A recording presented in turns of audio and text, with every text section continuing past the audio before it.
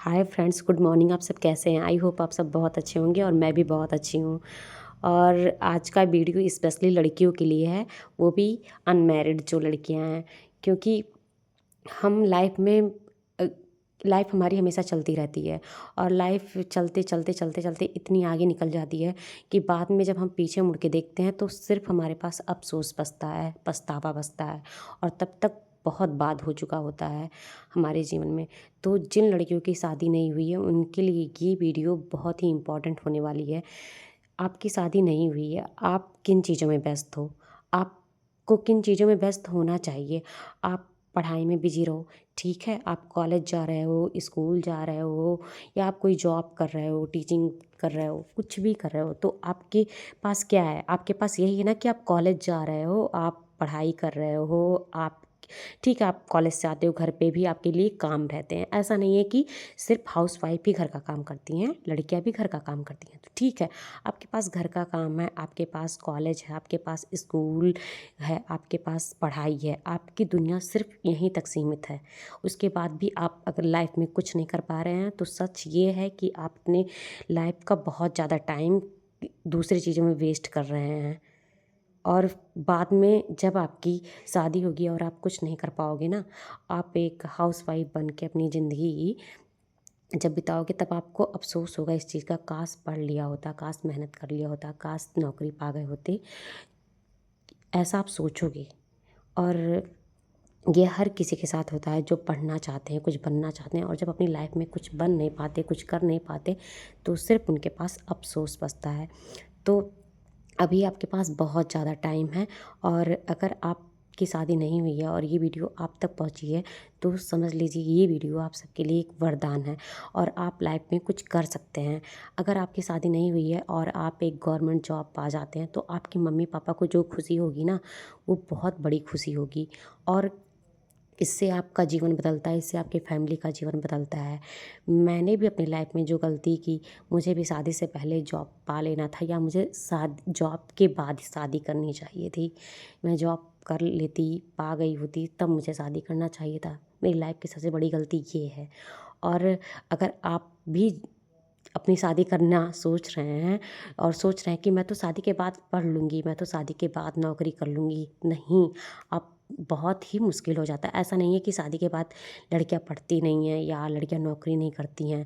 मैं शादी के बाद खुद पढ़ाई कर रही हूँ, मैं शादी के बाद खुद जॉब की तैयारी कर रही हूँ, क्योंकि ये मेरा डिसीजन है। मुझे करना है तो मुझे करना है, किसी को पसंद हो या ना हो, मुझे करना है। आपके फैसले आप लीजिए। एक ही जीवन मिला है, इसमें भी आप अपने फैसले दूसरे पर रखेंगे कि ये नहीं चाहते हैं तो मैं जॉब नहीं करूँगी, ये नहीं चाहते हैं तो मैं पढ़ाई नहीं करूँगी। अरे क्यों नहीं पढ़ाई करूँगी? मैं मेरे मम्मी पापा मुझे बचपन से पढ़ाए हैं। वो चाहते थे शादी से पहले कि मेरी बेटी जॉब करे, वो चाहते थे कि वो गवर्नमेंट जॉब पाए। वो चाहते थे ना, तो आज शादी हो गई है मान लीजिए बेटी की, तो वो क्यों नहीं चाहेंगे? वो चाहेंगे ना। तो कुछ फैसले आपको अपने जीवन के लिए लेने पड़ेंगे, वो किसी को पसंद आए या ना आए। लेकिन हाँ, कंप्रोमाइज़ अपनी पढ़ाई से, अपनी जॉब से कभी मत कीजिएगा, क्योंकि ये आपके पास वो हथियार है ना जिससे आप अपनी ज़िंदगी की सभी जंग जीत सकती हैं। अगर आपके पास ये चीज़ें नहीं हैं आज की जनरेशन में, तो समझ लीजिए आपके पास आप अपंग हैं। आपके पास हाथ तो है, आपके पास पैर तो है, लेकिन आप चल नहीं सकते हैं। अगर आपकी शादी नहीं हुई है तो सच में मैं बता रही हूँ कि आपके पास बहुत सारा टाइम है पढ़ाई करने के लिए। आप पढ़ाई कीजिए, और अगर आप कुछ बनना चाहती हैं तो मेहनत कीजिए।